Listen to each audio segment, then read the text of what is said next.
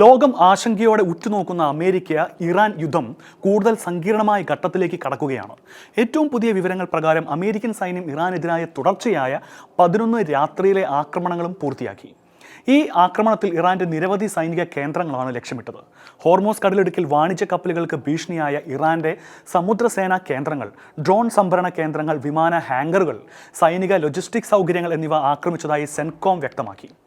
ഇറാനെതിരെ ആക്രമണം തുടരുമെന്നും തകർച്ചയിൽ നിന്ന് കരകയറുവാൻ ഇറാന് 20 മുതൽ 25 വർഷം വരെ വേണ്ടിവരുമെന്നും US പ്രസിഡന്റ് ഡൊണാൾഡ് ട്രംപ് വ്യക്തമാക്കി. ഇനിയും കടുത്ത നടപടികൾ ഉണ്ടാകുമെന്ന സൂചനയും ട്രംപ് നൽകി.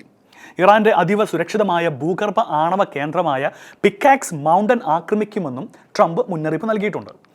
ഞങ്ങൾ ഉടൻ തന്നെ ആ പ്രദേശം ആക്രമിക്കും. അവർക്ക് അതിൽ ഒന്നും ചെയ്യുവാൻ കഴിയുകയില്ല. ജൂലൈ 21 വാഷിംഗ്ടണിലെ ഓവൽ ഓഫീസിൽ മാധ്യമപ്രവർത്തകരോട് സംസാരിക്കവേ ഡൊണാൾഡ് ട്രംപ് വ്യക്തമാക്കി. അതേസമയം അത്തരമൊരു ആക്രമണം ഉണ്ടായാൽ യുദ്ധം കൂടുതൽ വ്യാപിക്കുമെന്ന് ഇറാൻ മുന്നറിയിപ്പ് നൽകിയിട്ടുണ്ട്. അമേരിക്കൻ ആക്രമണങ്ങളെ പ്രതിരോധിക്കുവാൻ ശേഷിയുള്ള ഇറാന്റെ നിർമ്മാണത്തിലിരിക്കുന്ന തന്ത്രപ്രധാനമായ ആണവ കേന്ദ്രമാണ് പിക്കാക്സ് മൗണ്ടൻ. നഥാൻസ് കേന്ദ്രത്തിന് നേരെ മുൻകാലങ്ങളിൽ ഇസ്രായേൽ ഉൾപ്പെടെ നടത്തിയ ആക്രമണങ്ങളുടെ പശ്ചാത്തലത്തിലാണ് അതീവ സുരക്ഷയുള്ള ഈ ഭൂഗർഭ കേന്ദ്രത്തിന്റെ നിർമ്മാണം ഇറാൻ ആരംഭിച്ചത്. 2025 ഇറാനും ഇസ്രായേലും തമ്മിലുണ്ടായ 12 ദിവസത്തെ സംഘർഷത്തിൽ അമേരിക്കയുടെ ഓപ്പറേഷൻ മിഡ്നൈറ്റ് ഹാമർ ഈ പ്രദേശം ലക്ഷ്യമാക്കിയിരുന്നെങ്കിലും ആണവ കേന്ദ്രത്തിന് കേടുപാടുകൾ സംഭവിച്ചിരുന്നില്ല. പർവ്വതത്തിന് വളരെ ആഴത്തിൽ സ്ഥിതി ചെയ്യുന്നതിനാൽ അമേരിക്കയുടെ ഏറ്റവും വലിയ ബോംബുകൾക്ക് പോലും ഈ കേന്ദ്രത്തെ പൂർണ്ണമായി തകർക്കുക എളുപ്പമല്ല. അതിനിടെ ഗൾഫ് മേഖലയിലെ US താവളങ്ങൾക്കും സഖ്യ രാജ്യങ്ങൾക്കും നേരെ ഡ്രോൺ ആക്രമണം, മിസൈൽ ആക്രമണങ്ങളുമായി ഇറാനും പ്രത്യാക്രമണം ശക്തമാക്കിയിട്ടുണ്ട്. കുവൈറ്റ്, ബഹ്റൈൻ, ജോർദാൻ, ഇറാഖ് എന്നിവിടങ്ങളിലെ സൈനിക കേന്ദ്രങ്ങളെയും അടിസ്ഥാന സൗകര്യങ്ങളെയും ലക്ഷ്യമിട്ടാണ് ഇറാൻ ആക്രമണം നടത്തിയത്. കുവൈറ്റിലെ വൈദ്യുത കുടിവെള്ള നിലയങ്ങൾക്ക് നേരെ ആക്രമണം ഉണ്ടായതിനെ തുടർന്ന് രാജ്യത്ത് ഊർജ്ജ നിയന്ത്രണം ഏർപ്പെടുത്തിയിരിക്കുകയാണ്. പെന്റഗണിന്റെ ഏറ്റവും പുതിയ കണക്ക് പ്രകാരം ഇറാനുമായുള്ള ഈ യുദ്ധത്തിന് അമേരിക്ക ഇതുവരെ $37.5 ബില്യൺ ചെലവഴിച്ചത്. യുദ്ധം നീണ്ടുപോകുമ്പോൾ ഈ ചെലവും വർദ്ധിക്കാനാണ് സാധ്യത. ലോകരാജ്യങ്ങൾ ഇപ്പോൾ ഏറ്റവും കൂടുതൽ ആശങ്കപ്പെടുന്നത് 2 കാര്യങ്ങളാണ്.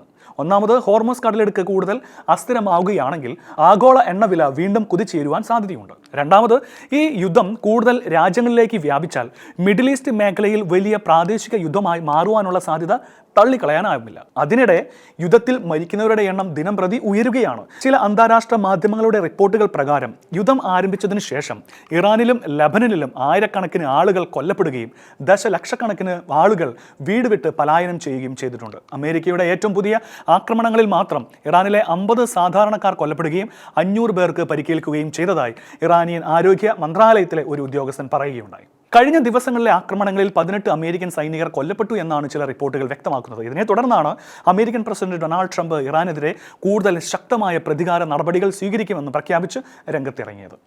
അനിവാര്യമായാൽ ഇറാനിലെ ഊർജ്ജ നിലയങ്ങളും പാലങ്ങളും ഉൾപ്പെടെയുള്ള അടിസ്ഥാന സൗകര്യങ്ങളും ലക്ഷ്യമാക്കുമെന്ന് അദ്ദേഹം മുന്നറിയിപ്പ് നൽകി.